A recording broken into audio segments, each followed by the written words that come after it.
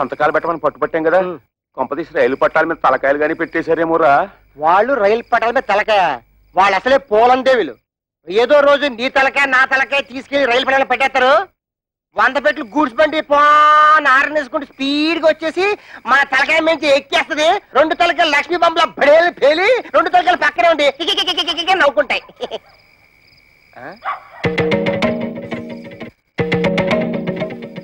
ఎక్కడికి వెళ్ళి వస్తున్నారే? నాది కూడా దక్కొచ్చాను. ఎక్కడ ఊరేగి వస్తున్నారు? ఉద్యోగానికి వెళ్ళొస్తున్నావు. ఉద్యోగానికి? అలా మొహం మీద కూర్చుంటూ సమాధానం చెప్తుంటే చూస్తూ ఊరుకుంటావు. సిగ్గులేదు? నిన్ను చెయ్యెత్తామంటే మళ్ళీ ఎత్తడానికి చెయ్యడు. మాకు తిండి పెట్టడం దండగా నవ్వు కదూ. ఇదిగో ఈ 30 రూపాయలు తీసుకొని మడిచి జోబులో పెట్టుకో.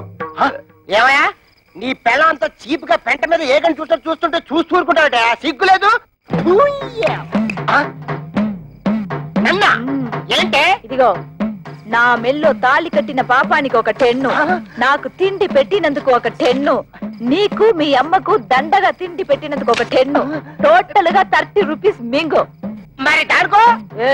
నీ డబాయింపు డబ్బా కబుర్లు నా దగ్గర కాదు. ఈ రోజు నుంచి నేనో రోజు ఇల్లు తుడిస్తే నువ్వో రోజు ఇల్లు తుడవాలి. నేనో రోజు బట్టలు ఉతికితే నువ్వో రోజు బట్టలు ఉతకాలి.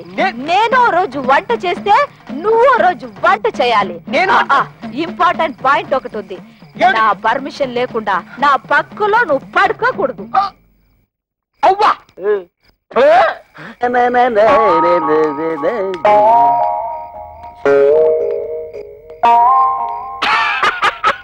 తమ్ముడు మొహం ఏమిటి అలా ఉంది? మాడిపోయిన మినపట్లాగా. బుద్ధి పోనించుకోలేదు. మాడిపోయిన మినపట్టు కాదు, అరిపోయిన చీపురు కట్టని చెప్పు. ఏ తమ్ముడనే నీ పిల్ల జై కొట్టిందా చీ కొట్టిందా? చీపురు కట్టలో కొట్టిందా? 30 రూపాయలు సంపాదించి మన పిల్లలే మళ్ళీ ఎరగొట్టారు. తమ్ముడనే పిల్లం నెలకి 3000 రూపాయలు సంపాదిస్తుంది. తుక్కు రేపేసాడు.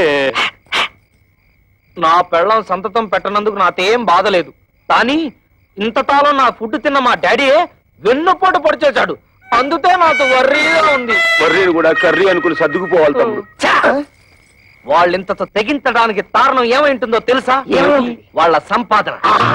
దానికి స్పీడ్ బ్రేకర్ వేసేస్తే అప్పుడేం చేస్తారు? పొయ్యి కింద నుంచి మంట లాగెత్తే నూనె లాగలుగుతుంది. చచ్చినట్టు మన దారికి వస్తారు. బాత్రూమ్ లో పైప్ కట్టేస్తే ఏం పెట్టి కట్టుకుంటారు?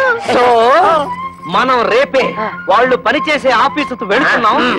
వాళ్ళ మేనేజర్ ని 4 పీసులు వాళ్ళ ఉద్యోగాలు డిస్మిస్ చేయమని అడుగుతున్నాం. హలో, ఏంటి కరాటే ఫంక్షనా? ఇంతకాలం పోలీస్ ఆఫీసర్ గా పనిచేసేవాడిని నేను. తప్పకుండా వస్తాను. షూర్.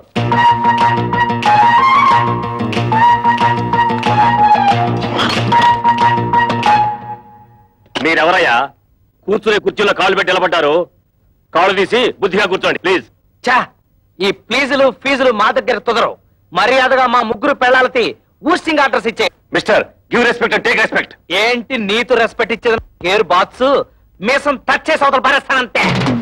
నీ డ్రైనేజ్ పదలగొట్టమంటే మా పిల్లలు కళ్యాణి కస్తూరి కవితల ఉద్యోగాన్ని కత్తిపేటతో కోసి అవతల పారే లేదా? ఓహో, ఇప్పుడు అర్థమైంది మీరెవరో, మీ హిస్టరీ ఏమిటో. ఏం అర్థమైంది నీకు? నీ హిస్టరీను నా ఆటోబయోగ్రఫీ.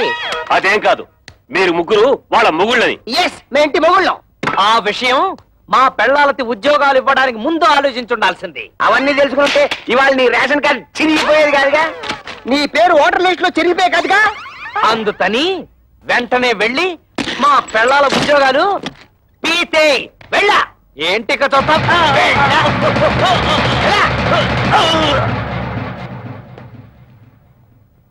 ఏంట్రా అత్తడే చూస్తూ నిలబడ్డావు? నిన్ను వెంటనే మర్డర్ చేసేసి తోట్లింగాల రేపు తెల్లి స్నానం చేసేస్తాను రే. చొక్కా అయిపోతున్నాడేమిట్రా? ఆఫీసులోనే షేక్ అయిపోయి స్నానం చేస్తాడా ఏంటి? ఆ పాడి ఏంట్రా మున్సిపాలిటీ వాటర్ ట్యాంకర్ లాగా ఎలా పెంచేసావు? ఇదిగో ఒక్కడే 3 కలిపి కొట్టడం రూల్ చెప్తావు. ఏంట్రా ఇంతసేపు మీరు చేసిన ఆగడాలు ఓపికగా భరిస్తుంటే పిచ్చి కుక్కలాగా తెగరెచ్చిపోతున్నారు. పెళ్ళాలకు తిండి పెట్టలేని దద్దమలేని ఉద్యోగాలు ఇస్తే నా మీదే మీరు తిరగబడతారా? మీ తోలు ఒలిచేస్తాను.